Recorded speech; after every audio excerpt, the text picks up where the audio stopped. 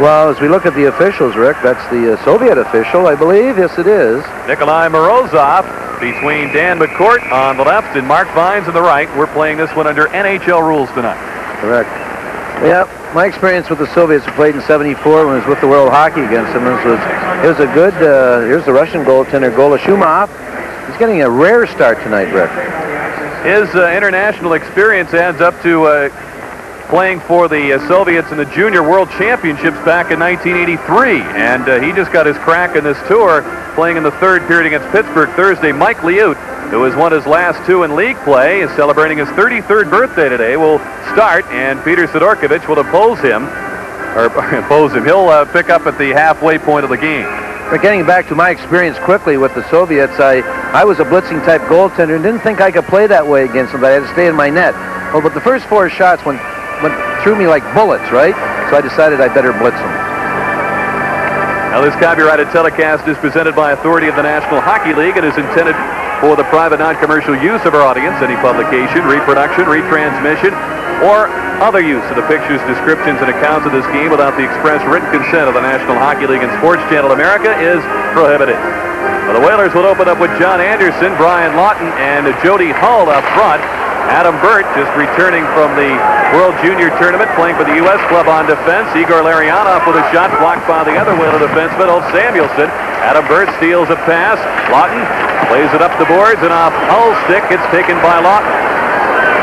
Soviets playing without Vladimir Krutov, their outstanding left winger. He was injured in that Pittsburgh game on Wednesday, the 4-2 loss to the Penguins, suffering a bruised tailbone in a collision with Chris Dahlquist, and he's not expected to play in tonight's, obviously not tonight, but also in their finale against the Sabres in Buffalo on Monday.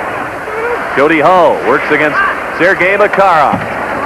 Plays it out to Fetisov, lets the shot go. It's blocked by John Anderson. Larionov finds Fetisov. It kicked off his skate, and it's tipped away by Burt. Igor Larionov plays it to Sergei Nemchinov, filling in for Krutov on that left side on the big KLM line, and the Whalers bring it back 2-on-1. John Anderson with Brian Lawton. The pass is blocked by Starikov, and the Soviets clear it down the ice. No icing as Sylvain Cote will give chase. Rick, we might look at the Soviets right off the bat here and say, you know, they really don't have a jumper. They're uninspired. But it seems to me in this trip they've just played to the level of the opposition. McDermott with a shot, and Golashumov bends that off with the blocker. In front, it's Ferraro the back, and he scores! Ray Ferraro scores at the 1:28 mark, and it's 1-0 Whalers. This opportunity was created by a blazing shot by Paul McDermott. The best way to check and get results in the other team's end is by a shot. This is the result of the goaltender Golashumov making the save. McDermott, no one is in front of the net. Ferraro gets his puck up quickly over the glove of Golashumov. 1-0 Whalers. Here's McDermott. I'll tell you, not only did he get the shot away to create this opportunity, but he went and took the body immediately. There's Ray Ferraro. See, once again, we talked at the start of the game, what can the Whalers get out of this? You know, you play the Soviets and you learn a lot of things about yourself. You know, they're one of the best teams in the world. There's no doubt about it. It just shows you've got to shoot from everywhere against everyone. Drive to the net or whatever. I know the one thing. Shots lead to forechecking, and forechecking leads to goal. Vladimir Malikov with the pass. It's taken by Evgeny Davidov. Davidov, number 11, bothered by Dave Tippett. Alexander Chernik with a pass, and the Soviets move it out. Valery Zelepukin makes his move. His shot is deflected away by Randy Ledesur, and it lands over the glass and out of play.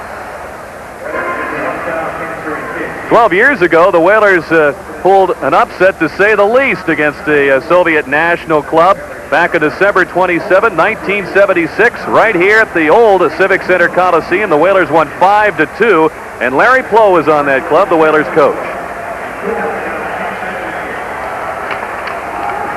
It really was. It was an exciting game, and the players, the fans, everybody in Hartford enjoyed it. But it was a game we scored a couple of shot-handed goals, and as the game was over, I was going off the ice with Bill Friday, and he said to me, he said, you know, we've just witnessed a miracle. I guess so, with people like Ron Busniak and Dale Smedzmo in that Hartford lineup taking on the Soviet Nationals. They caught him in the first game of an 8-game tour against WHA competition, and I guess the Soviets had a little jet lag, but the Whalers were pumped for that one. Torrey Robertson seeing his first ice since November the 1st when he was injured. Suffered a broken right leg against the Montreal Canadiens. Koschekin drops it back. Shibadov with a shot that's fended off by Mike Liut. Seesaw with a pass in front. Babbitt with a hit on Konstantinov, who usually plays defense. He's up on left wing on his fourth line for the Soviets as it's played in deep by Dean Evison. Alexei Kasatonov rushed in there. He gets some help from Sergei Nemchinov, number 22. Kasatonov with a pass ahead. Makarov speeds through with a backhand. Coming back to steal the pass was Norm McIver. He was right with his man, Nemchinov. McIver weaves his way through. The pass is deflected behind Martin. We're under a delayed offside signal as Kasatonov fires the pass into McIver's skates. Whalers lead it 1-0 on the goal by Ferraro from Tippett and McDermott at 1:28. Adam Burt with a wrist shot off the glove of Golashumov. Alexei Gusarov was there to handle the rebound.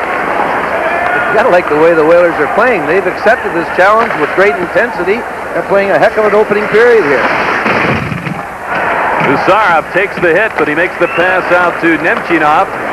Here comes Makarov cutting in on the wing. Gets it to Nemchinov, but he fires it just wide. He got a little on that one. Got a lot in that one, Rick. That zing by the right post. Like I said in the opening, don't think they can't shoot. He was promoted from one of the lesser lines on this club to fill in for the injured Vladimir Krutov. 1-0 Whalers in front here in the first period.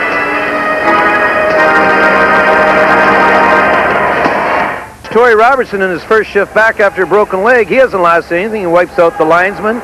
Fetisov does it all again. Here's Danny McCourt. Drops the puck between Vyacheslav Bykov, number 19, who's played immediately by Sivan Kote. Valery Kamensky, the man we told you about in the open, is on this line with Andrei Homatov. Mike Liut clears the puck. Kamensky works that corner to Homatov. It's to Bykov. This was the top line in the Soviet National League last year. They won the Trud Trophy, ending the 6-year reign of the KLM line for that award. Here's Bykov. Leads it back of the point. Zelnov shoots well wide of Liut. Ryan Lawton gathers it in. He's got Jody Hull skating ahead. 4 Soviets back. Homatov, who led that Soviet National League in goals last year with 29, finds Kamensky. Drops it. Bykov steps into one. A 6-save on Liut. And Bykov fires it wide. Delapukin on a line change. Tries to step around Lawton. Throws it to the goal mouth. They score. It's deflected off Mike Liut and in the net.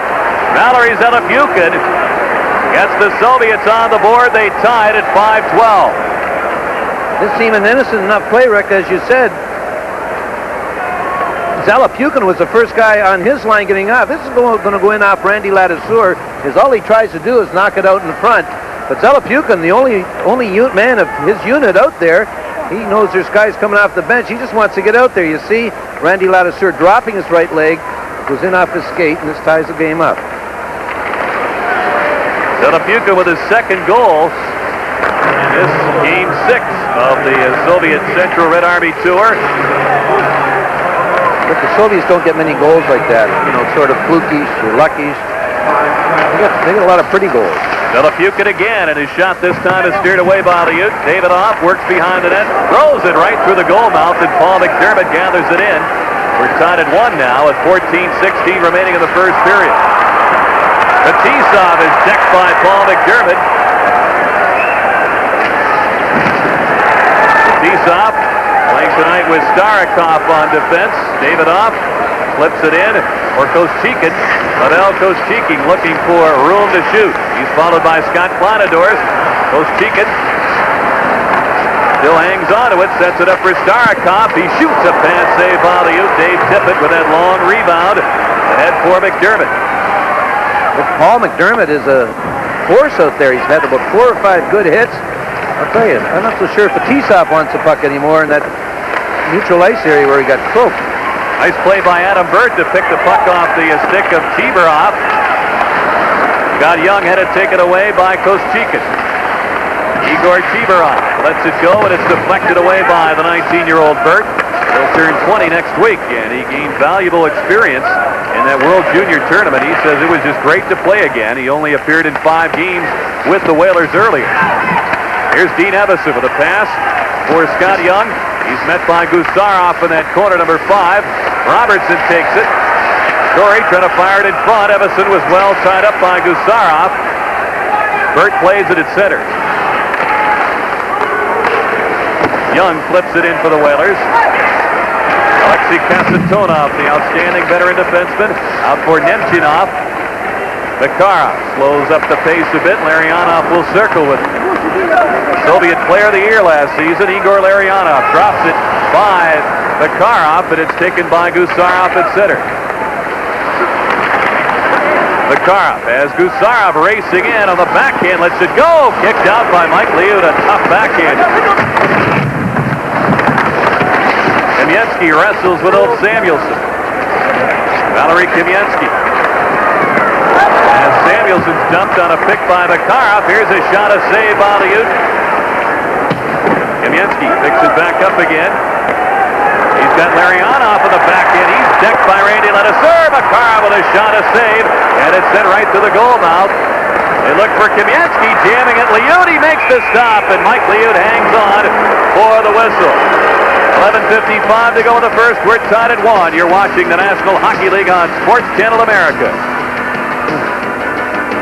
Channel America, Joe Nieuwendyk and the Calgary Flames travel to Edmonton to take on Yari Curry and the Edmonton Oilers at 8 o'clock Eastern, 7 o'clock Central. Catch this great Smythe Division rivalry right here on Sports Channel America, the network of the National Hockey League. Beekhoff couldn't get the shot off, and it's taken by Brian Lawton. Randy Ledesser. Across to Sivan Cote. Whalers with a goal by Ray Ferraro from Tippett and McDermott. Valery Zelepukin has tied this game up for the Soviets.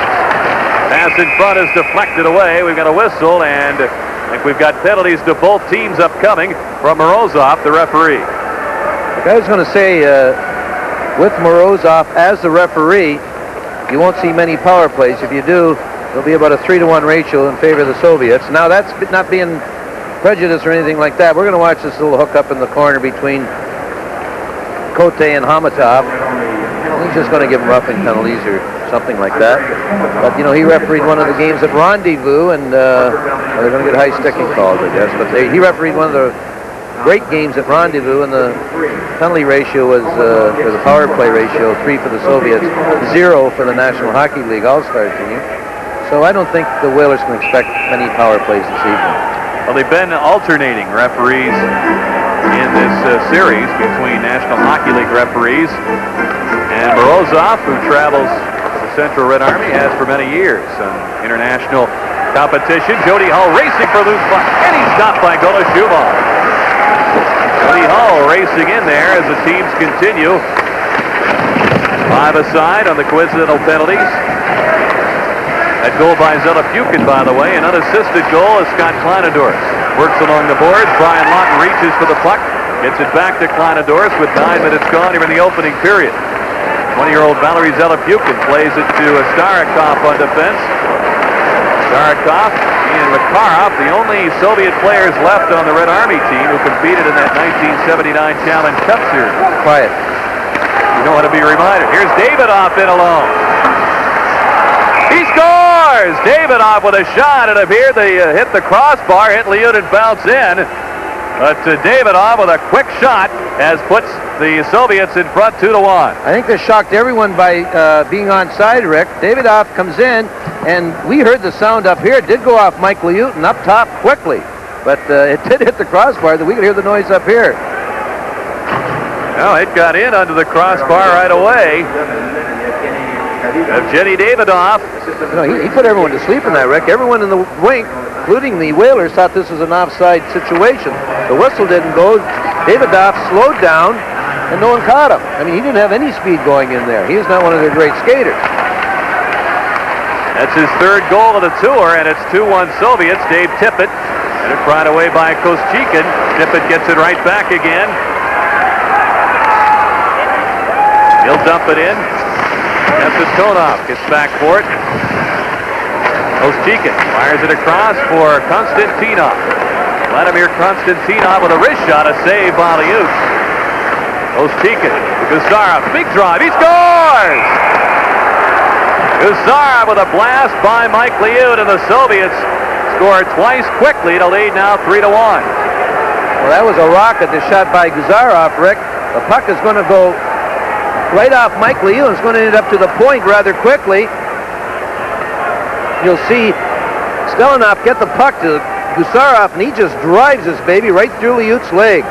You know, the first 5 minutes of this game were all Whalers. Now it's all Soviet right here. This is a bullet shot. Goes through a lot of people, but it had plenty of zing on it. Gusarov with his first goal of the tour. He scores at 9:59, and just past the midway point. It's 3-1 Soviets. Malikov. Out for Nemchinov. Rink wide pass knocked away by Randy Ladouceur. Ladouceur pokes it back inside that Soviet line. Makarov gives it to Malikov. A rangy youngster on the Soviet defense gets some help from Nemchinov. 13-year veteran Makarov. Cutting in, it's Stelunov, the defenseman. Makarov coming up late. Backhander, they score! It was deflected in. Out in front of the goal by Nemchinov as he got a piece of Larionov's backhander, and it's now 4-1 Soviets. Well, Nemchinov getting a chance in this line with the injury to Kruto. He finds himself all alone in front of the net. He's just going to deflect this little pass by Larionov, and this makes it 4-1 Soviets. I mean, this isn't great Soviet hockey or anyone. It's a breakdown by the Whalers as no one is in front of the net. And when you play anyone, you should have someone in front of the net, one of your own defensemen. When you play the Soviets,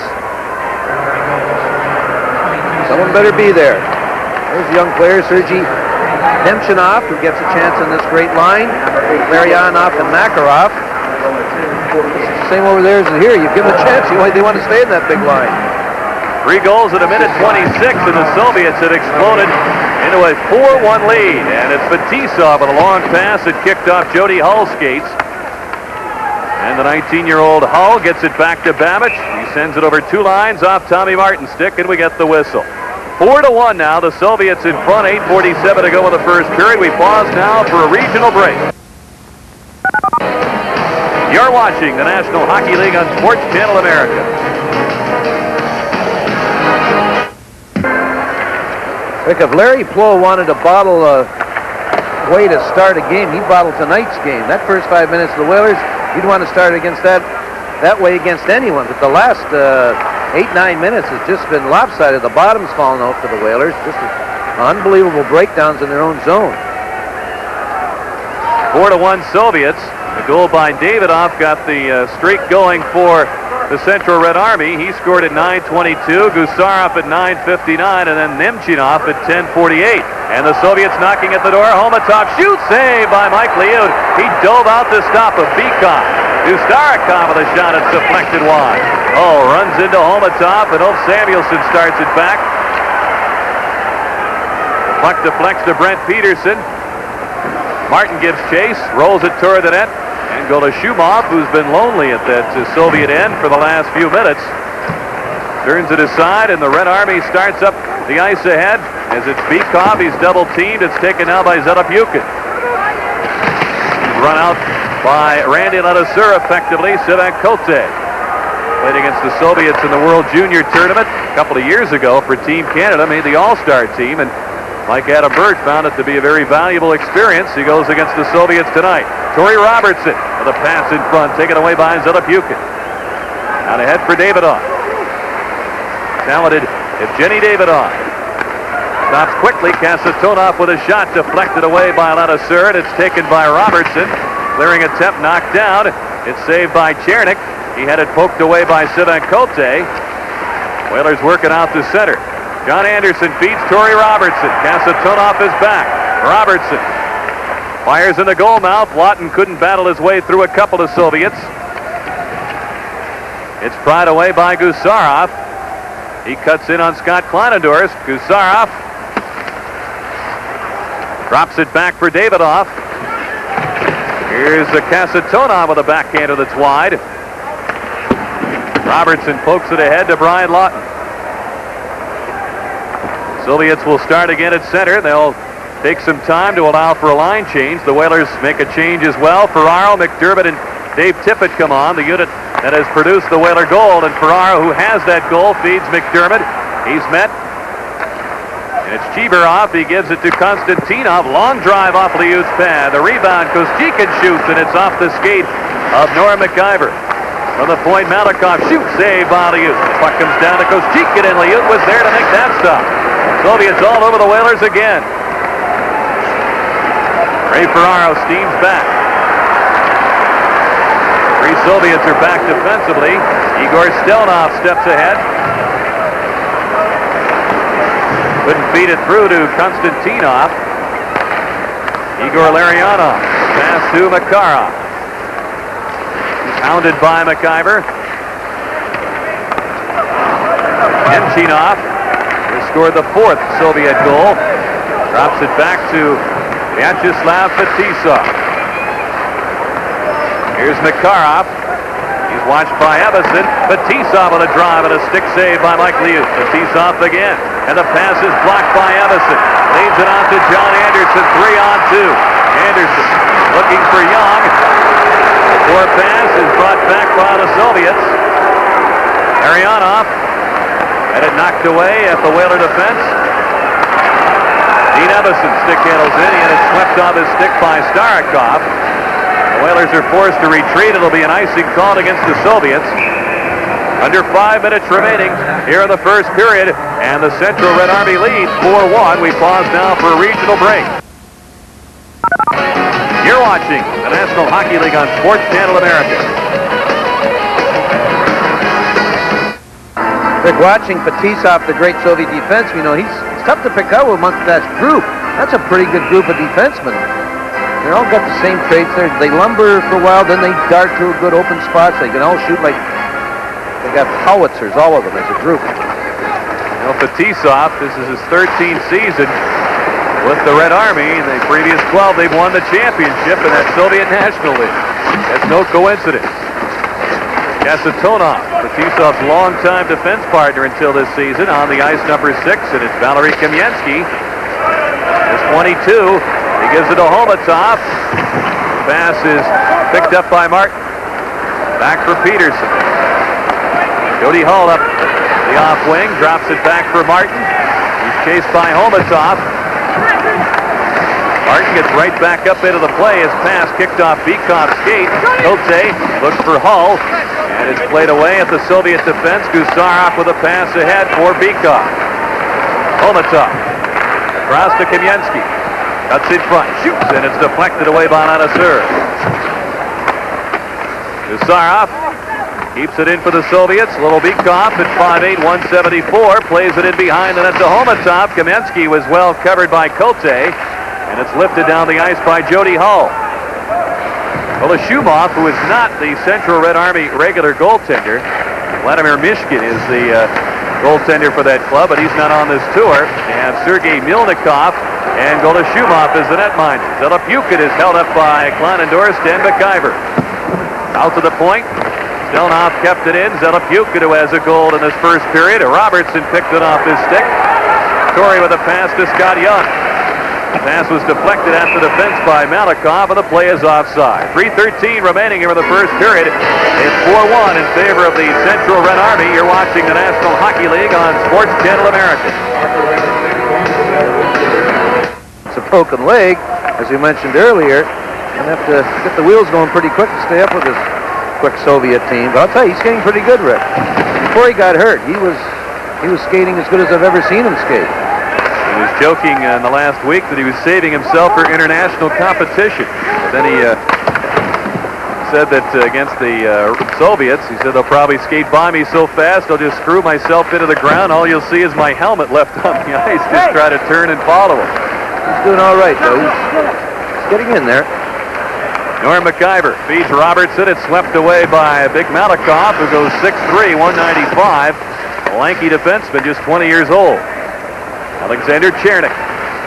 The lead pass is by Konstantinov. McIver racing forward, gets there in time for the icing call against the Red Army. We'll return with more first period action with the Soviets in front 4-1 after this. You're watching the National Hockey League on Sports Channel America. 4-1 Soviet Red Army. The goaltender, Gola Shumov, Rick, he does not even come out to the rectangular crease, the old rectangular crease. He hides in there and he's relying on his reflexes. A little later on we'll talk about their goaltending situation in the Soviet Union. But I think the Whalers, no matter where they have the puck, should be shooting this guy. He is not a top-notch goaltender. Adam Burt with a drive, stick save by Golashumov, who plays in the regular season with Spartak Moscow. Milnikov, their other netminder with this club, plays for Traktor Chelyabinsk in his hometown. Here's the pass in front for Konstantinov. He couldn't take it, and it's poked away by Adam Burt, and he said hello to Vyacheslav Fetisov. Back with the puck, it's Dave Tippett. Chased by Chibarev. Igor Chibarev working on it as Adam Burt takes it. The Whalers' second-round pick in '87 angles the puck in. Fetisov, the 30-year-old. The pass it kicks off Konstantinov and down the ice. They had been paired defensively together throughout earlier games in this tour. Soviets coming in at 3-1-1, the Central Red Army Club, on their tour into this match, and they conclude their play against the Buffalo Sabres on Monday night at the Odd in Buffalo. Ray Ferraro with a pass to John Anderson. Lets it go, and it sails over the net. 1:12 remaining in the opening period. Whalers drew first blood in this game, but the Soviets have roared back with 4 in a row. Evison has to hightail it back. Dino's on with Anderson and Tom Martin in front of Babbage and Cote. Here's the pass for Martin. Going to make his move on Kasatonov. Gusara can't sneak it past Sivan Cote. Evison leaves it behind the net. Anderson one-handed in front, and Makarov is there. The 10-time Soviet All-Star makes the pass to Kasatonov. Back to Makarov on the backhand. Leaves it for Larionov. Tom Martin works the corner along with Dave Babbage. Evison with 26 seconds to go in the period clears it out, and Kasatonov, and the Soviets will reorganize at center. They're just having a little team back now with 18 seconds left, and they'll take one last rush here. They'll try and spring someone. Ladiseur knocks down the pass. Malikov with 5 seconds remaining in the period. Larionov is knocked down by Torrey Robertson. Here's Jody Hull. He runs out of room against Malikov, and the whistle blows, ending the first period of play. Well, the Whalers scored first, but the Soviets took over from there. The shots, the Soviets 15, Hartford 7, and the scoring summary, Ferraro scoring from Tippett and McDermott at 1:28, then Valery Zelepukin unassisted at 5:12. Evgeny Davidoff with a goal from Starikov at 9:22, and the Soviets scored their first of 3 goals in the span of a minute 26. Alexei Gusarov scored from Koschekin and Konstantinov at 9:59. 4-1 score for the Soviet Central Red Army. Jerry, a 3-goal deficit is a lot to make up against any team, much less the Red Army. The Whalers have a hope in this. I think so, and I think we're looking at the hope, number 30, Golashumov, Rick. He doesn't impress me at all. Maybe I'm crazy, and he didn't have much work after the first 5 minutes. But he sure plays deep in the net, and I think the Whalers should be aware of this. And every time they get the puck inside the blue line, their first spot should be to shoot it on the net and go to the net. Like I said, shots lead to loose pucks in the corners and leads to forechecking and opportunities. But one thing they can't get caught up in if they hope to get back in this game is those fancy passes like maybe the Russians are doing tonight. No reason the Russians are doing it because the Whalers are standing still. As we start the second period, it's Vyacheslav Fetisov on defense. He feeds Larionov. Starikov with a pass. Ends up with Nemchinov. He had one of the goals, as you saw that deflection in front of the net to make it 4-1 late in the first period. Fetisov's pass dug away by Tippett, and the play is whistled offside. Fetisov drills Dave Tippett, who didn't take kindly to that. He gives Fetisov a shot. McDermott steps in there, and the officials calm everybody down. Davey Tippett's a class guy. This is an offside, a late offside. You're going to see it develop right here. as it's one of the Whalers already in. Now that's a fade that's gone. The whistle is gone. Now this is when Fetisov hits Tippett, knocks him down. This is a cheap shot. The whistle went. Now Tippett, he could crank him right here, but he's just going to give him a little shot to say, hey, listen, buddy, you were wrong. And then comes McDermott and Ladouceur.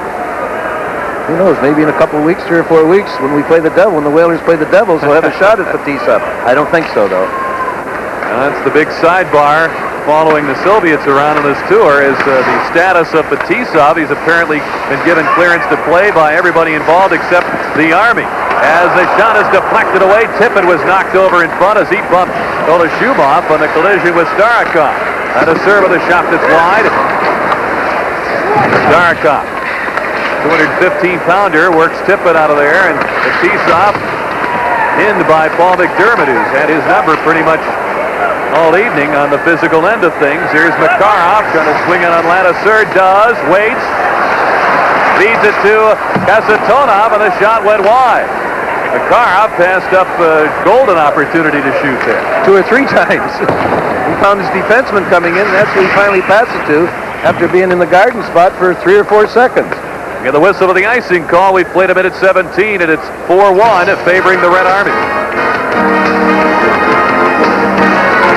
See Sergei Makarov, the great Soviet player. He's old. He's not even going to shoot there. He's going to get it back to Kasatonov. And look from up here, not only on the replay for the shot that it went in, but it deflected wide.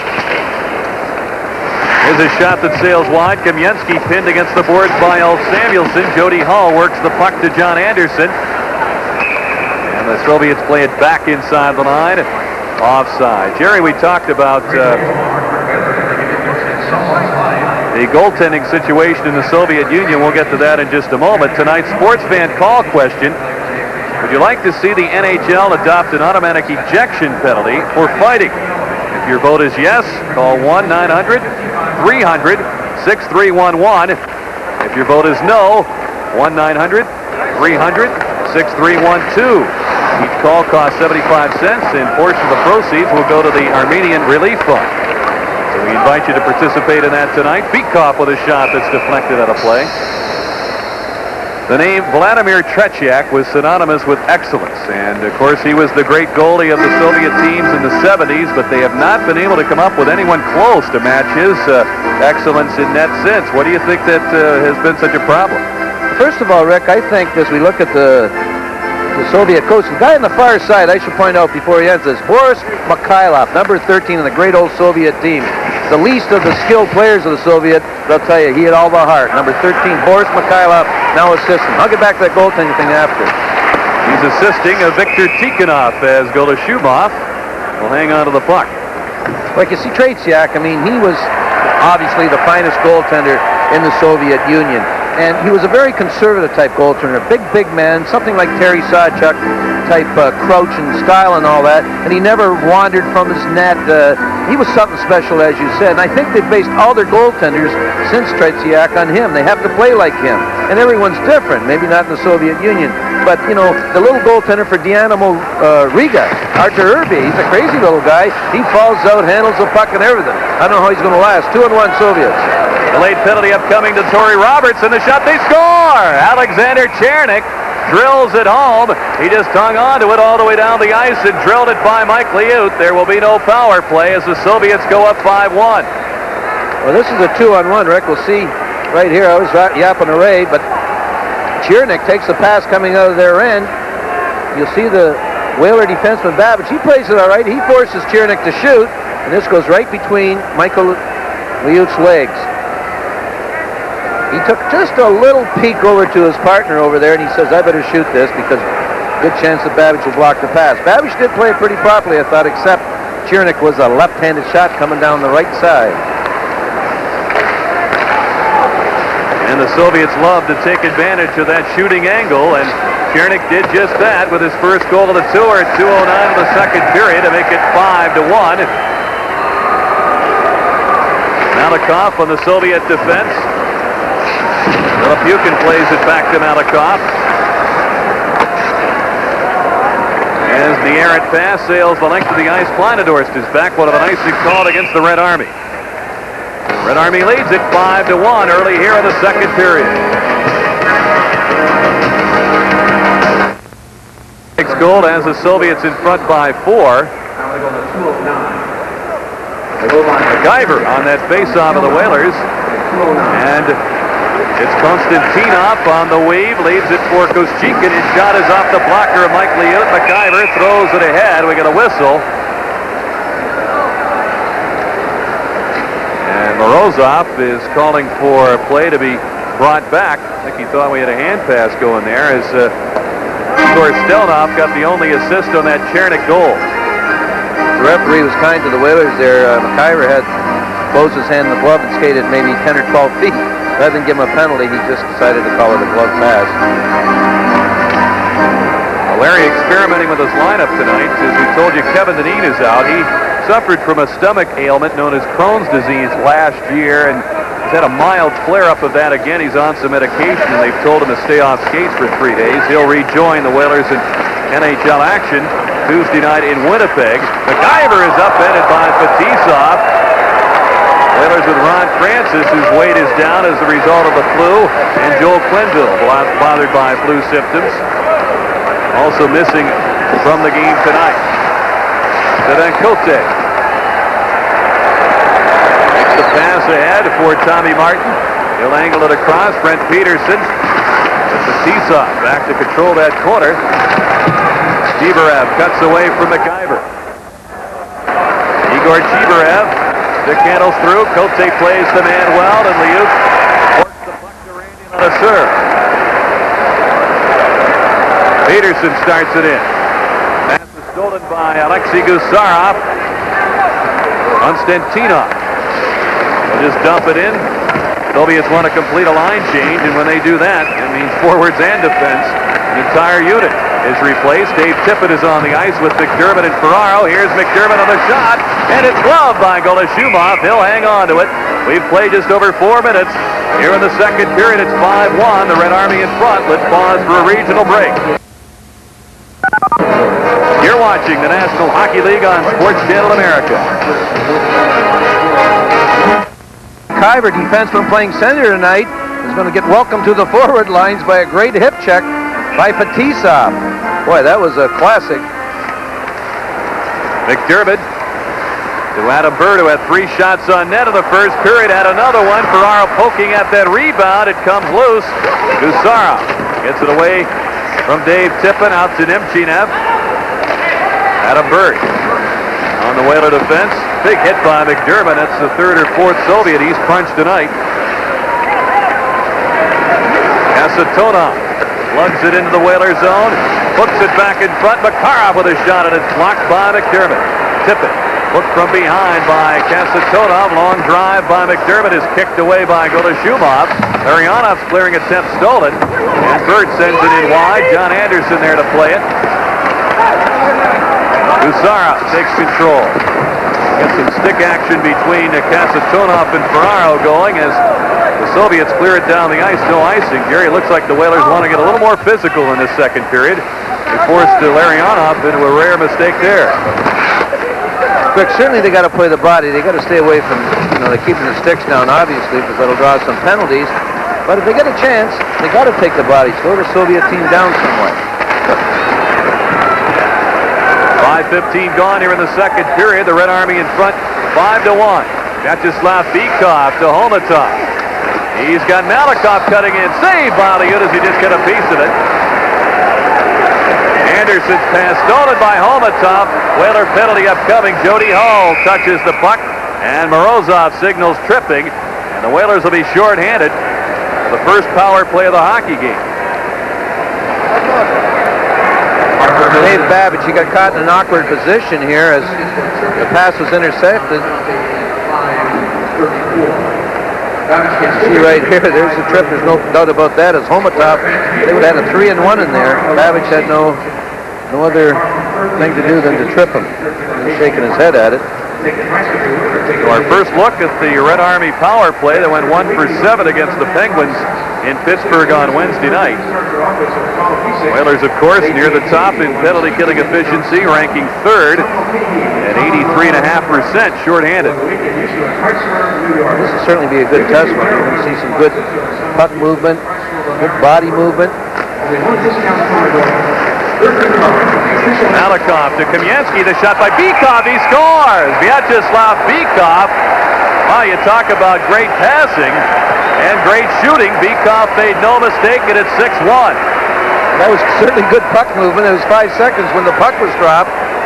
You're going to watch Bykov when he kicks the puck back to the point. He's going to go right into the slot area. And you'll see this great pass right here, and he just tees it up and whips it by Liut. No chance for Mike Liut. 5 seconds. The faceoff was inside the blue line. Here it is again. RedArmy goal scored by number 19, Vyacheslav. You see Bykov right will play. Once again, as Dennis Potvin says, Rick, they sure are shooting the puck well, I'll tell you. They got a good batch of sticks in this trip. John Anderson trying to get one back. Sylvain Cote races and shoots a save by Golashumov, who came out a bit out of his crease to stop Cote there. Davidoff gives it to Zelepukin. He's chased by Brian Lawton. It's poked away by Jody Hall. 3 Soviets are back. Hall on the weave. Bumped by Davidoff. They both go flying, and Ladouceur takes it. Leaves it for Hull. Starikov couldn't sneak it past Anderson. Hull in front. The backhander's just wide. And it's in the equipment of Starikov, and Anderson was poking away at it.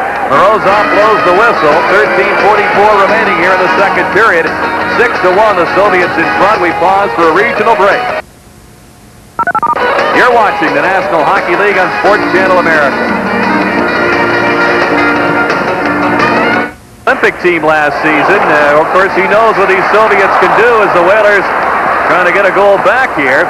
But Young faced them last winter, and he knows some of the pitfalls that you can fall into playing the Soviet Union, and told them about us earlier tonight.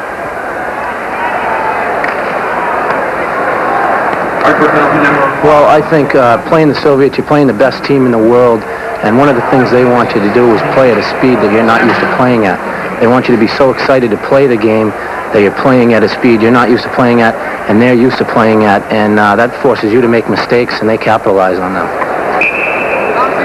I can't argue with Scott, Rick, because the Whalers have made about 6 mistakes tonight, and it's 6-1. Meanwhile, I was very critical of goaltender Golashumov, and he's made about 3 or 4 good saves tonight in the second period, since I was, giving it to him a little bit. Maybe it was a pep talk. Now the Soviets scored just a few seconds into their first power play opportunity. They get their second one here. Bykov scored from Kamensky and Malikov at 5:39. Bykov with his 4th goal of this 7-game tour. This game 6 tonight. Konstantinov with a drive off the glove of Liut. Kibarov with a pass around for Koschekin. Pavel Koschekin. Out to Gusarov, shooting deflected, save by Liut. Konstantinov got a piece of that drive. Asatonov works the point for the Soviets. Pass to the goal now, just past Konstantinov, and it's taken away by Brent Peterson. He and Dave Tippett started back.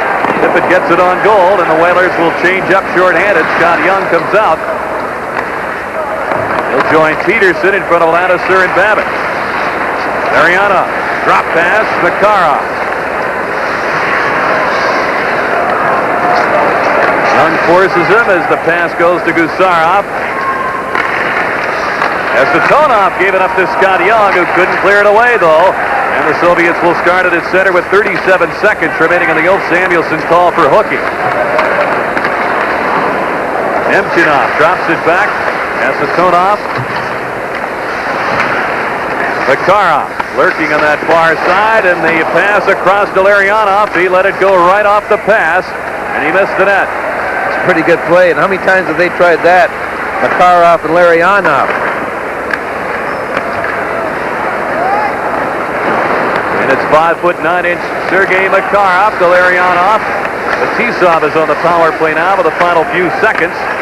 Fetisov with a shot deflected away. It's swept by Kleinendorf to the blue line. The penalty's over. Larionov, quick pass is deflected away as Nemchinov was looking for Makarov in front of the goal. Babbitt. Checked by Makarov. Larionov touches the puck, and the play is whistled offside. Rick, watching the great player Sergei Makarov, right? I'm trying to feel who he reminds me of in the National Hockey League, and he's somewhat different. He's got great hands, great quickness, stops on a dime, great intelligence. He's just a great player, and I can't really compare him to any of the great players in the NHL. Maybe Savard a little bit. I don't know. Maybe the great players aren't compared to anyone else. And he stands alone at 5'9", 183. Not very big, but as you mentioned, he darts all over the place, and kind of an example of the Soviets maybe of years past, whereas now they're going with more size up front. Doesn't look like they've lost any finesse at all with some of these young, bigger forwards that Viktor Tikhonov has in his lineup, and are playing in the Soviet National League. Now Martin storms in for a loose puck. He's dumped. Dean Evison flips it in front. Golashumov played it away.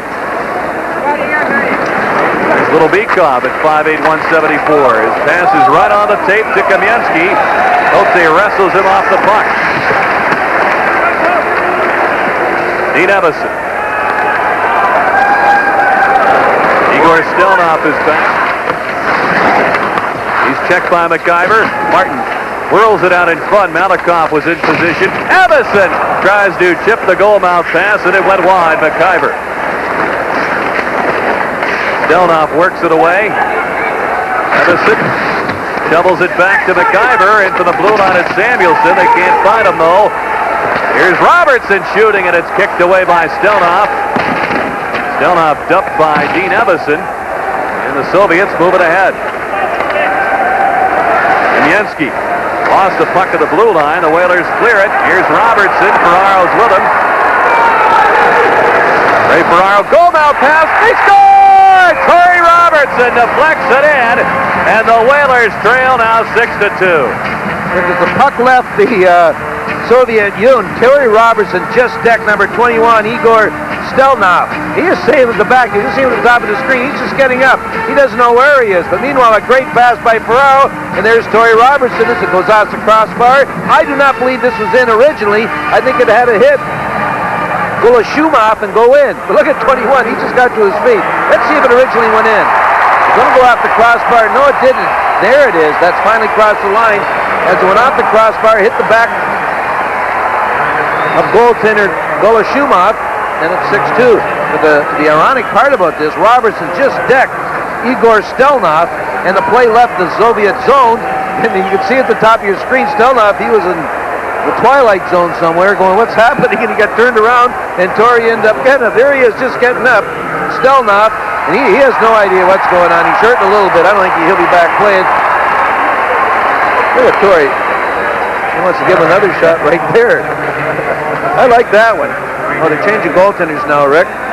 Peter Sidorkovich is warming up as he takes over for Mike Liut at the 10:13 mark of the second period. Liut faced 19 shots and stopped 13 of them in that span. Sidorkovich, of course, a rookie with the Whalers, and what an impressive first half of the regular season he's had here. It certainly is. He's wearing new pads tonight, those big white pads. To be truthful, I don't like them. They're kind of high in, Peter. One of his positives in this first half of the season was the quickness of his legs, and I don't know if he's going to be able to move very quick with these new pads on tonight. But hey, if you got to wear them, you might as well start them tonight. These goals don't count as goals against. Peter, no, go ahead. I was just going to say, Peter is Polish-born from Brown Białystok, and he says his family's more interested in the Soviets facing the Whalers tonight than he is, as we look at Stelnov, and he is indeed hurting. He is hurting. I thought it was Torrey. I guess it was Dean Evans that drove him one. Looks like he fell on his hip or something. Now he's seeing this play develop, and he's giving it all he's got to get out there. But where's he going? Nowhere. As you see Torrey Robinson on the right side, deflected up and in. I didn't think the original shot went in, but from up here we could see it hit the back of Golashumov's glove and bounce over the line. That's the first mistake the goaltender's made this period, Rick. And matter of fact, in the 6 or 7 shots he's had, he's been rather solid. It shows you what I know about goaltending. I don't know about that. Well, Torrey Robertson from Ferraro and Samuelson gets the Whalers on the board at 10:13. And I was saying about Sidorkovich, he and his family emigrated from Poland while Peter was the age of 3.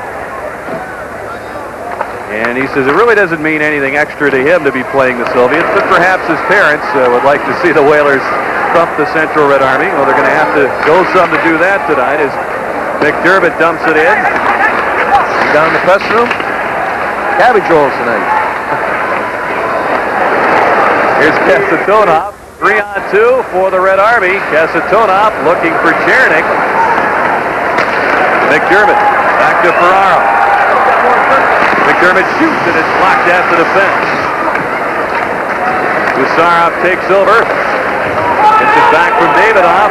Gusarov looks for Davidoff, and he was hooked away from the pass by Dave Babbitt.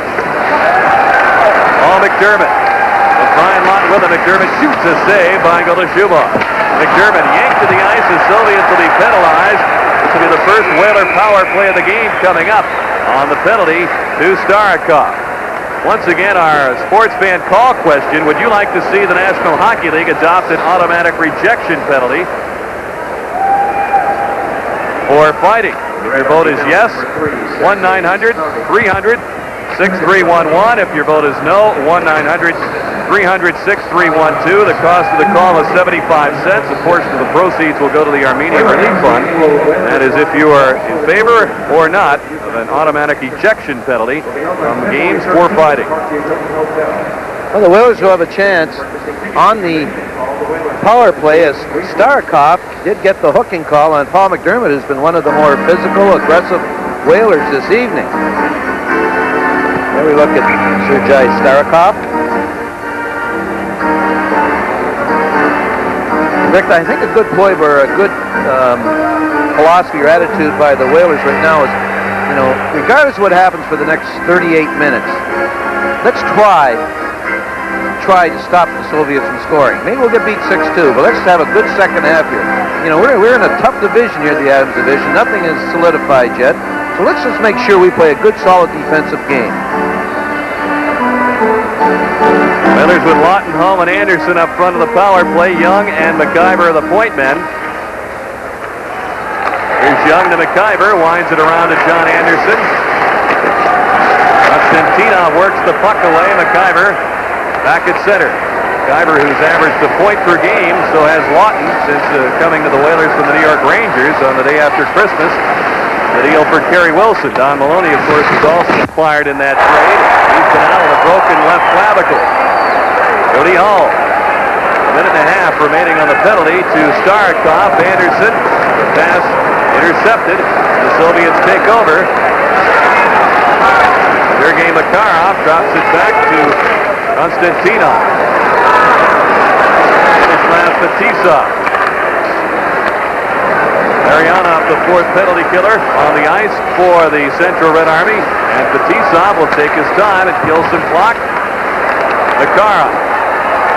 Tripped up by Norm McIver, and the great stick-handling talents of the Soviet Union force the Whalers to take a call as McIver will go to the box, and that will leave each team a man short for 103. Well, they had Larionov and Makarov on the ice, and these are two talented players, and they were just toying with the Whalers. Even though they're a man short, McIver finally takes Makarov to the ice, and the teams will be even. This should be a treat for the next minute and 3 seconds, 4-on-4 with the Soviet. We're going to watch Jody Hall, Rick, and this is one of the problems the Whalers have with him. They don't think he's aggressive enough. Now watch here as Konstantinov goes behind the net, and he is just croaked by Jody Hall. That's what Jody has got to do more if he wants to get more ice time with the Whalers. Suffering the worst damage was one of our ice-level microphones mounted on the glass behind the net. Gusarov, the team's at even strength. Overtime. Kasatonov shoots a save by Peter Sidorkovich. A rising drive for his first shot from the Red Army. Adam Burt moves it ahead to Wolf Samuelson. Ferraro takes over. Ray with a goal-handed assist for the Whalers tonight, trailing 6-2 with 7:12 to go in the second period. Wolf Samuelson handles the puck. It's stolen away by Andrei Holmatov. Samuelson lost his stick. It's flipped back to him by Paul McDermott. Adam Burt chops it away to Ferraro. He's double-teamed. Kasatonov lifts it back. Soviets now on the power play for the third time. We got a whistle for an offside against the Whalers as the penalty to Starikov has expired. Soviets connecting on their first power play chance as we look at Alexei Gusarov. Rick, the second Soviet power play, the Soviets elected to go with their fourth unit of Konstantinov, Koschekin, and Chibarev, and they're right back on there. I know it's 6-2 and everything. I'm not so sure they'd be on there if it was a 2-2 game. As we look at Koschekin. He's 20 years old. He's a Winnipeg Jet draft pick, taken in the 10th round of 1988. Like Kamensky, one of the big youngsters in the forward line, goes 6'2", 198. He's out there with Kamensky. Brent Peterson flips the puck to the point. It's kept on the line by Konstantinov. 35 seconds remaining on the tripping call to Norm McIver. Dave Tippett is bumped by Konstantinov. Chibarev leaves it for Konstantinov. The sticks going between Tippett and Chibarev. Malakoff maneuvers away from Peterson. Boy, this young Malakoff, Rick, number 7, he's just a youngster. Boy, he's a big, tall, slinky guy. He got some skills. Time winding down to the Soviet power play. Here's a shot by Malakoff, a save by Sidorkovich. The rebound bounces away to Peterson. Returning is McIver. Zarakov takes it for the Soviets. Whalers get a fresh line on. Alexander Chernik with a goal in the second period, dropping it for Davidoff, worked away by Kote. Edison will take on Fetisov, looks for Robertson, backhands it off the stick of Golashumov. The Whalers' secret weapon in this game, Torrey Robertson. Here's a pass deflected in the goal mouth off the Soviet, as Young was the man who put it in front. Fetisov hands it away to Everson. Young with a backhander, deflected wide by Fetisov. Vyacheslav Fetisov will move it ahead. The Soviets come out. Chernik looks for Koschekin, shooting, and he sails it over Sidorkovich's head. Back comes Young. Big drive, saved by Golashumov, and Fetisov there for the rebound. Whalers will start again at center under 5 minutes to go in the second. They trail 6-2. Hey, Robertson, you know, has been one of the better Whalers tonight. There's no doubt about it. Fetisov and him had a little toe-to-toe down there, eyeball to eyeball, and Fetisov really knew what to do. Torrey did, though. Nemchinov circles around Kleinador, throws it in the goal mouth, and Sidorkovich kicked it out. Here comes Peterson. Martin races into the corner. It's poked away by Kasatonov. Martin loves it ahead, but Gusarov takes over. Spins it out to the 24-year-old Nemchinov. He plays for the Soviet Wings during the regular season in that Soviet National League. So he's really enjoying an opportunity to play in the famed line, KLM line, without Mr. Krutov on left wing tonight. Okay. Brent Peterson works the corner for the Whalers. Flips away from Gusarov. Goal mouth try, they score! It hit Tommy Martin as he was decked in the net by Larionov. And Morozov, the referee, is waving off the goal. Brent Peterson is arguing.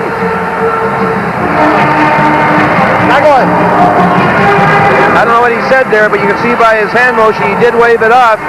Well, watch how it is. Brent Peterson's going to put the puck in front. How could he not count this? This is awful. This is highway robbery. He should be going to jail.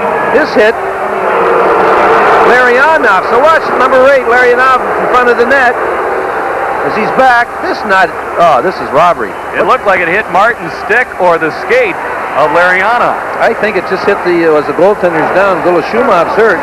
So I don't know if we can have a look at it. We'll look at it later, but I'm telling you, Rick, let's look at it from another angle. You're going to see number 8, Larionov. He's back with Tommy Martin in front of the net, and this puck clearly hits his left leg. And the worst that could have happened, or the best that could have happened, is the fact that Martin might have deflected it after that with his stick. Never, ever touched Tommy Martin's leg. Under 4 minutes to go, the Whalers have a goal wiped out. They trail 6-2. We're in the second period.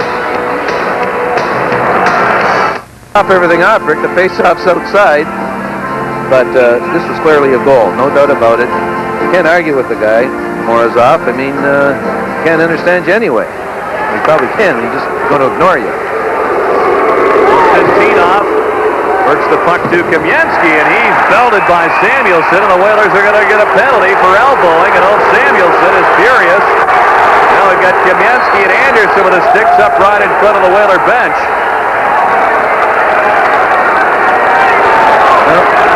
Hope is going to go to the penalty box for an elbow. John Anderson signaling that he was high stick. As big Valerie Kaminsky, one of the new big breed we're talking about. Let's watch this go down. Now that's an elbow. Are you kidding? First of all, the elbow never reached the facial area. It was right onto his right shoulder, on Kaminsky's right shoulder. You know what they say, you got to restrain yourself in this game of hockey. No retaliation. I can't say anything else. Very cheap. Well, I guess I'm going to say something else. A very cheap call, and the goal should have counted. This isn't the first time a call by Mr. Morozov has been questioned over the years that he has worked these international games. As you said, he travels with the Central Army team, and maybe I shouldn't say this, but he's also in their team picture. On the ice for their practice yesterday, too, over at South Windsor Arena. Here's Bikoff, fourth power play for the Soviets. They scored on their first one. Kote bumps Kamensky. So then Kote gets it back, angles it off the boards and down the ice.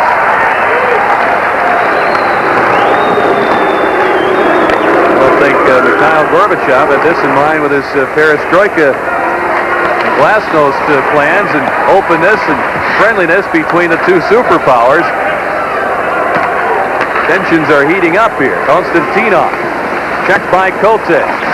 Kamensky bump by Ladiseur. Peterson has the puck, and he'll force the Soviets back. Back in '74, Rick, 15 years ago, they had a referee. We used to call him Louis Dombrowski. You remember the guy that had the sweet shop in the Bowery Boys? He looked exactly like him. His name was sort of pronounced that way, but we used to call him Louis Dombrowski. Not many breaks you got. Davidoff lost the handle to Kote, and he'll lift it into the Soviet bench. And on a play with 52 seconds remaining in the Samuelson call, 2:34 remaining in the second period, and the Soviets up by 4. Look, on this particular power play, the Whalers are doing an excellent job because they're really loading the blue line, forcing the Soviet team to shoot the puck in and chase it. And I don't think the Soviet team is, they're not very practiced at that. I don't think they practice that at all. And this is a good situation for the Whalers if they can succeed in that. The Soviets have not had any time of possession in the end. As you can see, Fedosov is there, the coach there, taking off, saying, explaining the situation to him. Rather emphatically. Davidoff. Chernik is out on that power play with Zelapukin parked out in front. Davidoff lets it go, deflected, and Sidorkovich caught up to the changeup. Leaves it for Kleinendorst. Zarakov couldn't hold it in. 30 seconds to go on the Whaler penalty. Matissa rounded by Evason. Alexander Chernik with a pass ahead to Davidoff. The return to Chernik. Chernik will go after it himself. He's checked by Evason. Chernik prodded away, and the pass hopped over Starakov's stick. The race is on. Scott Young gets there. He was bumped. Centers out in front, just out of Evason's reach. Chernik has Davidoff with a 2-on-1 penalty over. Davidoff goes across, and Kostikin couldn't get the shot away as it hopped off his stick. Pavel Kostikin. Looks for Davidoff. 1:25 remaining here in the second period, and Fetisov will start again at center. Davidoff's a third-line player. Kamensky cuts in. Tripped up, gathers himself. He's blasted by McDermott, and the shot is fired over the net by Kostikin. Davidoff, a third-line player, is very impressive. He's a talented hockey player. Maybe moving up a couple notches in a year or so. He came on for them last season with more ice time. Ferrara with a pass through the goal mouth. Diverov gets it to Kostikin. Kasatonov gets rid of it. Samuelson plays the man, drops his stick against Kamensky. Kamensky lowers that shoulder, but his pass is intercepted by Ladiseur. Samuelson going right after Chibarev. Ladiseur with 32 seconds to go in the period. Soviet Central Red Army defense will start at the head. Igor Larionov The shot that's tipped by Ladisser, and it lands out of play with 24 seconds to go here in the second period. The Red Army leads it 6-2. Red Peterson now with McIver and Martin. Samuelson's pass reaching Martin. Adam Burt lifts it ahead. Peterson touches it. The play is offside with 14 seconds remaining here in the second period. Jerry, you mentioned before the game we were watching the warm-up, you said they've got more older players on this squad than you remember the Central Red Army usually traveling with. Well, Rick, I was thinking, like Makarov and Larionov and certainly Fetisov, they're up around 30s, and, I was thinking when you get that age in the Soviet Union, you're usually out in pasture, coaching a club team somewhere, like, for example, Boris Mikhailov. I think he was an older player, retired. He was 33 or 34. They let him play because of his great spiritual leadership, or, he was just a tremendous competitor, and when their team played with spirit was because of Mikhailov. But funny to see those guys around there at 30, 31. Now the second period comes to an end, and one of the youngsters in their lineup, Sergei Golashumov, skates to the dressing room. He's in front by the count of 6-2. The shots were 8 apiece in the second period. Our second period scoring summary. Soviets came into the period with a 4-1 lead. They made it 6-1 very shortly as Chernik scored from Igor Stelnov. And then at 5:39, Bykov from Kamensky and Malikov on a power play made it 6-1. Torrey Robertson got one back for the Whalers from Ferraro, and Ulf Samuelsson at 10:13. And 6-2 is where we stand. We'll return you to our Sports Channel studios with Lee Zeidman and Dennis Potvin standing by. For the start of the third period, Jerry, I can't let you get away. You were describing Artur Urbe, the outstanding goaltender for the Dinamo Riga team. The way you were describing it, I would bet Dennis Potvin, looking back at his career, let's see, unorthodox goaltender, who would that remind me of? Might be you. No, I think Billy Smith more than me. Dennis would have to say Billy. But I guess Urbe... Chubby little guys. Okay, well, Artur Urbe, I guess, has told people that he copies his style after Jerry Cheevers, which is unusual for Soviet goaltenders because, as you mentioned earlier, they don't usually have the opportunity to show much individuality or flair. Well, I tell you, he is exciting, Rick. He hounds the puck more than any Soviet goaltender. And if he copies himself after me, he's going to have a tough time making the national team. I think he's going to move up in their system. I'll tell you, I love watching him. Now, this guy right here, Golashumov, I really, question him. This is his first start on the tour. He relieved Michigan, the other goaltender the other night, and played the last 20 minutes in Pittsburgh, I believe it was. And he played pretty solid in that second period. Peter Sidorkiewicz with his new white pads. I hate white pads. I would never wear white pads. They scare me. I always think that the puck could go through them. Morozov, he's kind of scary himself. Now we're talking about that. But well, the sellout crowd of 15,223 here at the Civic Center. Readies itself at the start of third period play. Brian Lawton out with Jody Hull and John Anderson. The Whalers have a defensive Samuelsson and Adam Burt. Starikov won the race to the puck, and it's whistled down on the icing call. Rick, this faceoff is going to be in center. It was icing, but the referee, the linesman, thought that the Soviet touched it first. But in essence, with Brian Lawton down there, there was no icing. But he did call it icing, so the faceoff will be at center again, in case people were wondering. There was a mistake by a linesman and admitted a mistake. That's good. They can admit it. At least the faceoff won't be in the Whalers' end. Starikov starting to play up ice, and it's Sergei Makarov. Makarov, who's been the leading scorer in that Soviet National League 9 of the last 10 seasons. Jerry mentioned he's getting up in years at age 30. Already 13 seasons. Boy, the Soviets start him young in this National League. Just about everybody who's anybody in that league started at 16 or 17 years of age. That was their 15th year of hockey then also. Well, Samuelsson backhands the puck down the ice.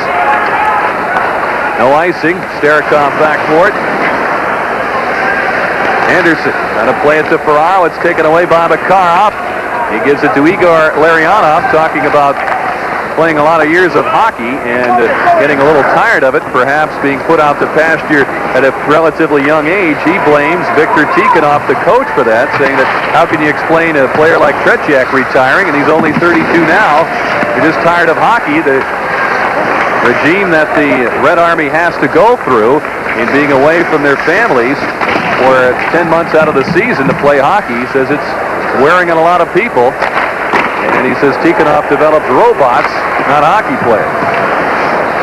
Kasatonov with a shot that's deflected up into the crowd. He had those words to say in an open letter in a Soviet publication just back in the fall, and I guess no repercussions from that since. I was just going to say, Larionov better get ready to retire. He'll be teaching hockey somewhere where it's very cold. Peter Sidorkovich at 25, facing the Soviets for the first time in his career at any level. Whalers down 6-2 early here in the third period. Dave Tippett makes the pass to Paul McDermott. Sylvain Cote. His pass went awry, no icing though. Ferraro slips in there for it, fires in front, and hit Beekoff. McDermott shoots, and he chopped it wide. He muscled little Beekoff out of the way, and then just missed the net. Beekoff, checked by Cote. Vyacheslav Beekoff, a 9-year veteran, only 28. He's it for Kamensky. Beekoff shoots, a save by Sidorkovich. Cote moves it to Tippett. He'll slide it past Kasatonov, and Gusarov is back. Ferraro, Tippett, and McDermott have been a strong line for the Whalers tonight. One of the reasons is the aggressiveness of Paul McDermott. More hits tonight than we've seen in a long time by an individual in the Whalers. Malikov.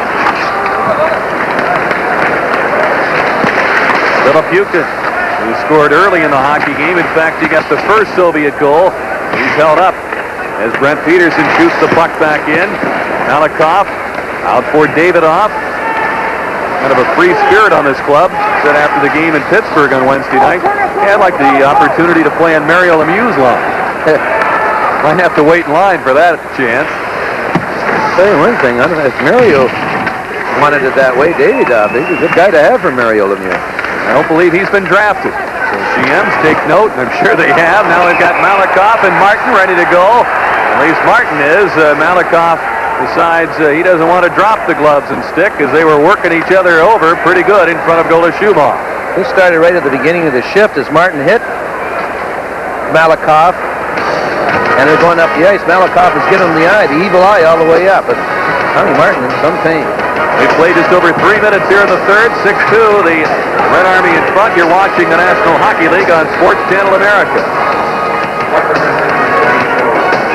You'll see in front of the net, get involved. Martin's the instigator somewhat here, but Malikov gets that stick in the stomach area a little bit. They both should get 2 minutes for roughing. Maybe it was the NHL in a big game there. Tommy would have got the extra 2 minutes, but Morozov is in control. Wolf Samuelson paired with Adam Burt. On the Whaler defense, Scott Young works up front with Dean Evison and Torrey Robertson. Burt lays it out for Robertson, and the Soviets get it back, but Tisov. The pass that goes awry in that Hartford zone. Adam Burt flips it into the Soviet zone, and Fetisov, in the Soviet equivalent of the Hall of Fame already while still a player, he's an honored master of the sport. Ian Kasatonov with that distinction. Right up, court! Samuelson moves it out to Scott Young. Soviets keep it in. Here's the shot by Kamensky, a save by Sidorkovich. Kamensky gets it back again. Hooks it in front, and Torrey Robertson, who has one of the Whaler goals, hits Samuelson with a pass. Only with a long drive, it's gloved by goalie Schumach. Fetisov. The lead of Igor Chibarev. Igor Chibarev snaps one off. It's over the net. Cote's pass eludes Young. Makarov got to play it in front. He's belted by Ladouceur. Cote set up the winning goal, scored the tying goal, and a come-from-behind win in overtime against the Buffalo Sabres on Wednesday, the Whalers' last league play. Out there on the Whaler defense with Ladouceur. Alexei Gusarov. His pass deflected by Brian Lawton. It's taken by Nemchinev. Kasatonov will start the attack. Just over 5 minutes gone here in the third. Alexei Kasatonov. The pass in the skates of Nemchinev. Gusarov gets it back. Gave it up to Jody Hull.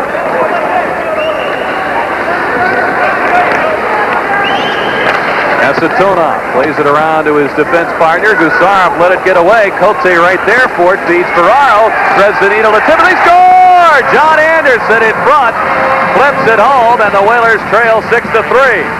You know, Rick, we said at the halfway mark, if the Whalers looked after playing defense, who knows what's going to happen in this game? Well, they haven't allowed a goal since then. They play pretty good hockey. Cote makes a great play in keeping it in, surprising Makarov. And you see the resulting goal by Anderson. He flips it over Golashumov. See the play by Cote to Ferraro, and it hits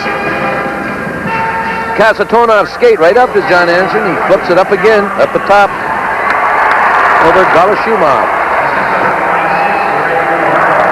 Well, I tell you, the Ray Ferraro has had a heck of a game tonight.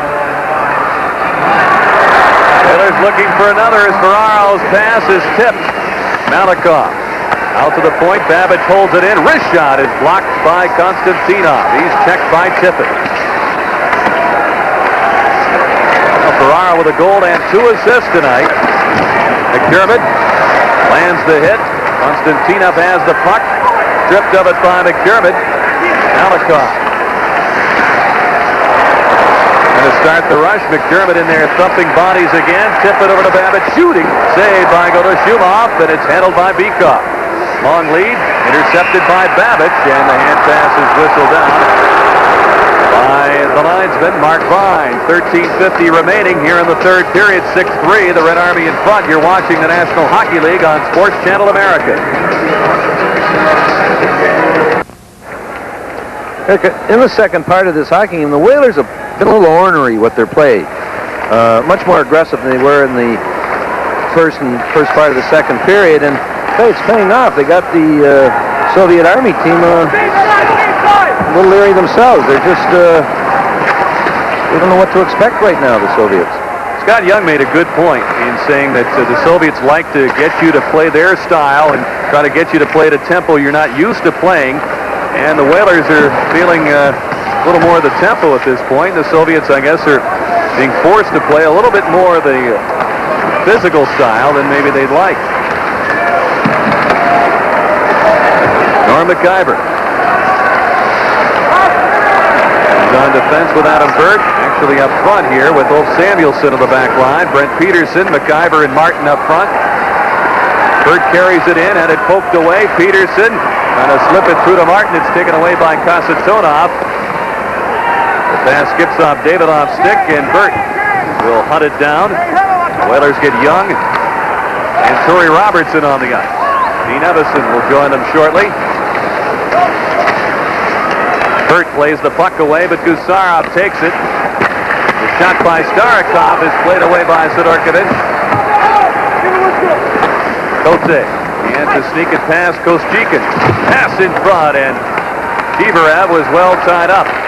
Here's Robertson for the Whalers. Golashumov holds it up at the defense. Cote there to keep it in. Got away to Gusarov. Kostikin.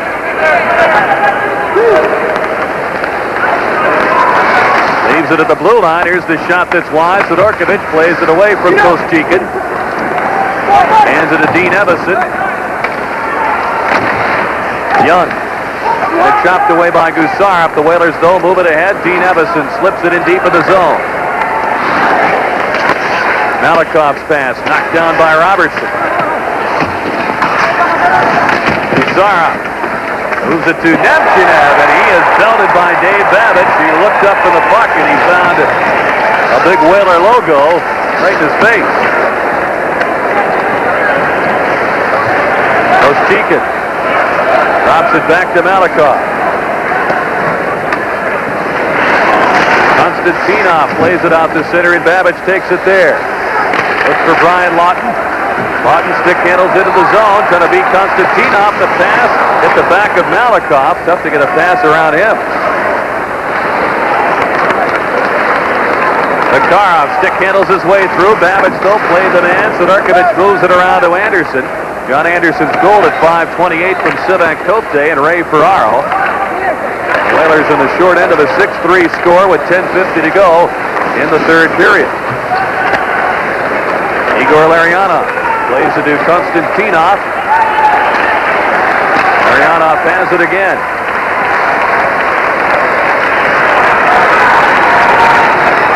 All the weaving through the high part of that zone.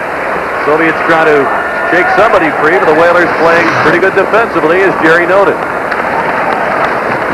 Look, I talked to Dave Teppa before the game, and I said we talked about one of the ways of playing defense against the Soviets, and that's that while they're trying to weave their way through, you've got to keep skating. Don't be stopped. Davidoff cuts and shoots, and it's wide as Bert dove to hook that shot.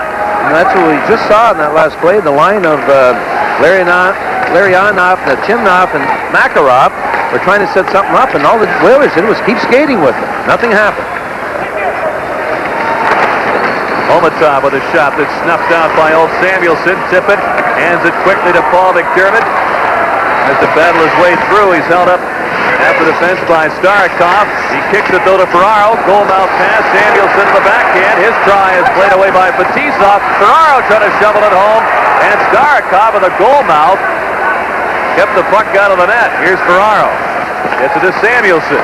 Starikov sends it out to the point. Ferraro dove to try to hold it in. He could not. 2-on-1. Kamieski back with Omatov. Kamieski shovels it. Backhander is stopped by Sidorkovich. Kamieski slips out in front. He's belted by old Samuelson. Well, the Whalers are going to go down tonight, and they fell behind 6-2 in this hockey game. They appear to be intent on making the Red Army pay for it. They landed some good hits. McDermott, Samuelson, Babbage with one a few moments ago. Jenny Davidoff. Pass to Cherny. Delapukin. He goes down. Davidoff holds the play in. Hey, Rick, the Soviets right now will be very happy team that this game was over. It's getting rough down there. Peterson slips it to McIver. He speeds in. Usarov catches up to him. It's taken away by Alexander Chernik, who has a goal tonight. Davidoff, young 21-year-old. You mentioned he increased his production to 16 goals last season with increased playing time, and he's one of their bright hopes. People might say, Rick, geez, that's not a lot of goals, but it is in the Soviet Union when I think the leading goal scorer is 29 goals. That's right. Omatov led the league. Didn't even make the All-Star team last year.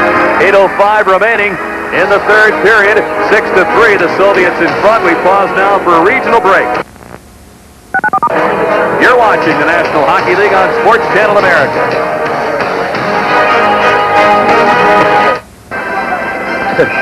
Look at the look on Chimnov's face. Rick, we mentioned that Andrei Homatov, the leading scorer last year with 29 goals, you said didn't make the All-Star team in the Soviet National League. That just proves, you got to be a team player to make things there. That's what they're trying to teach. Well, he also had to beat out his teammate Makarov for that honor. Makarov made it for, I believe, the 10th straight time. Konstantinov just plastered into the boards by Torrey Robertson, and they hold play. Yeah, one guy's 29 goals and the other guy's 17 or 19 goals. He's the one that's going to make the All-Star team. Now the Whalers down 6-3 with under 8 minutes remaining. They'll be back in game action, starting a big road trip to Winnipeg, LA, Toronto, and Montreal, starting on Tuesday night at the Winnipeg Arena. Soviets will finish up in Buffalo Monday night, at least the Red Army will. Dinamo Riga, as Lee Zeidman and Dennis Podman have told you, are completing their tour in Minnesota tonight. Kote works it away. No icing. Konstantinov has to play it. Edison right with him. With the puck, it's Chibarev. Chibarev with a shot, and it's deflected away by Scott Kleinendorf. Robertson broke his leg, his right tibia, back in November the 1st in a fight with Mike Lawler of Montreal. Missed 27 games, and this is his return to action tonight. Celebrates with a goal. However, his club is down 3 with 7 minutes to go. Babbage to Kleinendorst. Needs some help. Makarov, though, trying to put the pressure on. Sergei Makarov drops it back for Larionov. Anderson kicks it to Brian Lawton. He maneuvers around Starikov, but Larionov sped back defensively. Lawton has it again. Goal-mouth pass ends up on Larionov's stick. It's still up for grabs, and now it's Sergei Starikov, 30-year-old veteran, hands it to Larionov. Babbage heads back. Lines it ahead to Brian Lawton. Lawton had a couple of goals, including the game winner against the Sabres on Wednesday night. Here's a pass just out of Makarov's reach. Sidorkovich has to let him go. Sergei Makarov looking for Larionov, waiting, shooting, and it's deflected by Babbage just wide. Kamensky in there for the puck. Goal-mouth pass is by the intended receiver as Jody Hull had the play well covered out in front. They were looking for Chibarev. Anderson. And it's taken away by Vyacheslav Fetisov. This pass is out of Kamensky's reach. We'll have an icing call with Samuelson back. 5:40 left. Here in the third at 6-3, the Central Red Army in front. We'll pause for a regional break. Vyacheslav Fetisov, he's been called the Bobby Orr of Soviet hockey, Jerry. Ooh, not so fast. There's only one Bobby Orr. Well, maybe of the Soviet hockey. Could be right, Rick. I'm not overly impressed with him. He's a solid hockey player. Could probably make any team. Certainly would make any team in the National Hockey League. I'm not so sure he'd be an all-star in this league, though. Who knows? We might get a look at him shortly in the National Hockey League. Apparently, the last approval comes from the Minister of Defense, Dmitry Yazov, as to whether he's going to leave the Soviet Red Army Club or not. He resigned his commission as a major in the Army in July. The Devils and Fetisov thought everything was all set for him to come to the NHL, but at the last minute there was a holdup. And Tikhonov says, hey, I signed my release. It's up to the Minister of Defense, and I guess the whole situation rests in his hands. Here's Gusarov. Pass sailed off the glove of Davidoff to Tippett. 4:43 remaining here in the third period. Whalers down 3. Paul McDermott in on the puck. And worked away by Gusarov. McDermott with a hit. Ferraro goes down to the goal mouth. The Soviet player is in the net. As the Red Army moves it ahead, it's Chernik. Looks for help. Filippukin came up late. Davidoff crunched in there by Martin. Ferraro drives it out to center. Big Malikov holds it up for Chernik. Jenny Davidoff drops it back on the defense.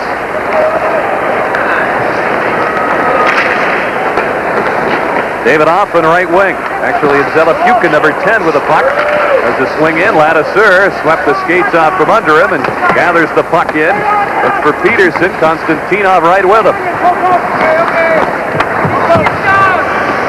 They continue to wrestle. McIver got it away. Chibarev, though, chipped it back in deep. Kamensky works it along the boards. In for the point. It's Malikov. Oshchikin plastered along the boards by Ladouceur, and the Whalers will ice the puck. And back for it, it's Holmatov to catch up with it. 3:21 remaining here in the third period, 6-3. The Soviets in front. You're watching the National Hockey League on Sports Channel America. The Whalers have accomplished really what they have in the second half of the game, a strong defensive effort for 30 minutes against this high-powered team. And they've had some chances. That goes along with being ornery and aggressive and taking the body more often. Good second half for the Whalers. Valery Kamensky. Stick handles in. Puts it out in front. Chibarev had his stick hooked by Emerson, and he couldn't put it home. Robertson has it. Soviets take over. Kamensky has the puck. Out in front, the pass to Chibarev is knocked away.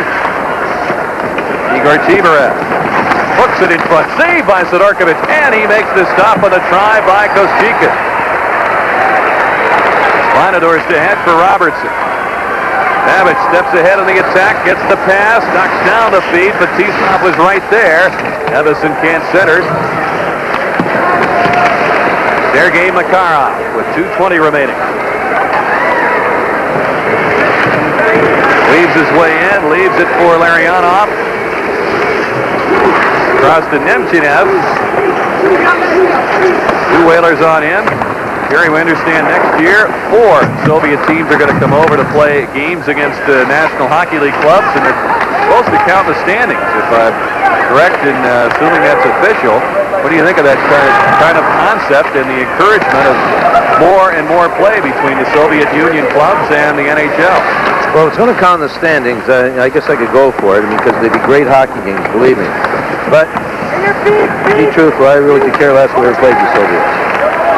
Mariano shooting save by Sidorkovich, and your feelings for that? Well, I just don't think you had anything to game. I've been involved with them some time, and it's never in your favor. For some reason, they want everything their own way. But if the points counted, I'll tell you, that'd be a great series. How about the NHL clubs going to Moscow to play exhibition games over there for a couple of weeks? Got to be in California or Florida. You don't want to be a part of that. No, I don't. The teams to be involved in that, apparently 2 NHL clubs have not been named officially, though Calgary is often mentioned in conjunction with that. Under a minute to go here in this 3rd period. Vyacheslav Bykov with a power play goal for the Soviets. Dumps it in. Sevenkote. McDermott plays it out to center. Here's Holmatov. He's met by Kote, who's played a smart game of defense tonight. Enough not to get caught up in the stick-handling maneuvers of some of these guys, but Kote's played the man straight all night. Here's McDermott. Trying to gain a step on Gusarov, who lands the hit. 15 seconds to go. Holmatov clears it.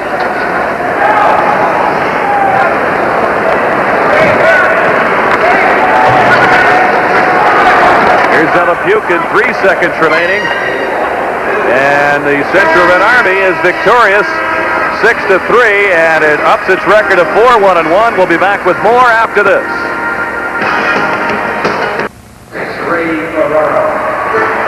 As you see, the tradition after these international events, the club shaking hands at center ice, and the Whalers had the lead early in this hockey game, Jerry, as they led on the goal by Ray Ferrara, but the Soviets took control of this one quickly. Well, you see the tradition, Rick, of shaking hands, first of all, but I don't think the tradition says that you have to shake hands with the referee, as Sergei Makarov did, the captain of the Soviets. He went right over to him and shook hands. I don't think that goal would have made any difference, or the calls. I mean, this was a classy Soviet team that beat the Whalers tonight. There's a goaltender, Goloshumanov, who surprised me a little bit in the second part. Not bad. Now the Red Army heads off to the dressing room. As we mentioned, they'll be traveling to Buffalo to face the Sabres on Monday night to complete their tour. Our shots in the 3rd period tonight, 6-2 Red Army, 29-17 favoring the Soviets. And the Whalers with the only goal of the 3rd period, John Anderson from Sevankote and Ray Ferraro at 5:28. And that makes for a 6-3 final, the Central Red Army defeating the Hartford Whalers. We'll be back with more from the Civic Center right after this.